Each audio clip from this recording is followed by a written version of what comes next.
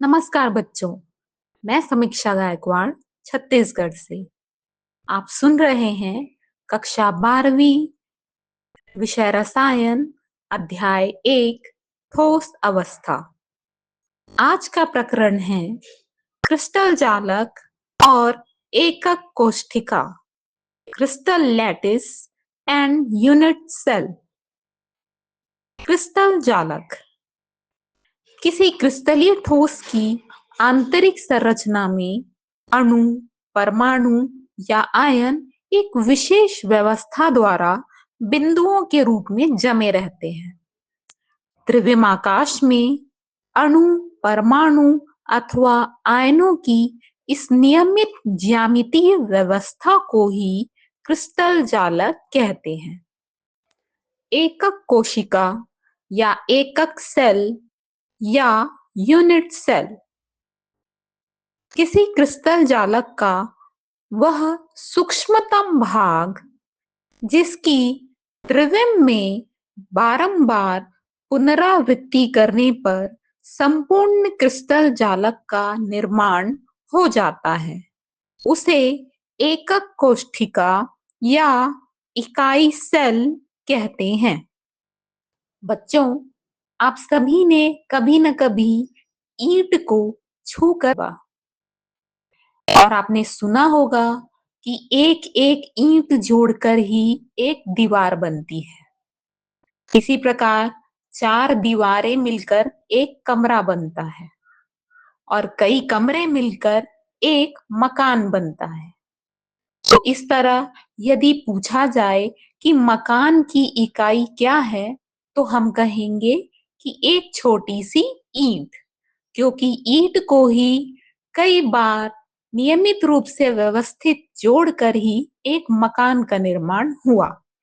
उसी प्रकार क्रिस्टल जालक में एक यूनिट सेल को बार बार जोड़कर ही एक क्रिस्टल जालक का निर्माण होता है।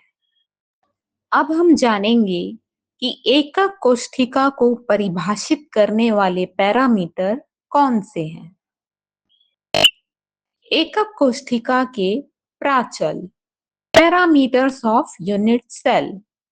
एक, एकक कोशिका के तीनों किनारों की विमाओं को अंग्रेजी के लेटर ए, बी और सी द्वारा दर्शाते हैं, जो परस्पर लंबवत भी हो सकते हैं अथवा नहीं भी।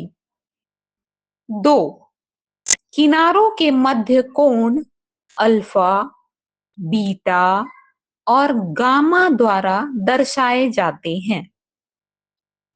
इस प्रकार एकक कोशिका इन्हीं 6 पैरामीटर ए, बी, सी, अल्फा, बीटा और गामा द्वारा अभिलक्षित होती है। बच्चों, एकक कोशिका के पैरामीटर को समझने के लिए हम एक ईंट या एक माचिस की डिबिया का उदाहरण ले सकते हैं। आपने कभी माचिस की डिबिया को छुआ होगा तो ये महसूस किया होगा कि उसकी लंबाई, चौड़ाई और ऊंचाई ये तीनों अलग-अलग होती है। इन्हीं लंबाई, चौड़ाई और ऊंचाई को ही हम अक्षों की लंबाई कहते हैं और इन्हें ही क्रमशः हम ए, बी और सी मान सकते हैं।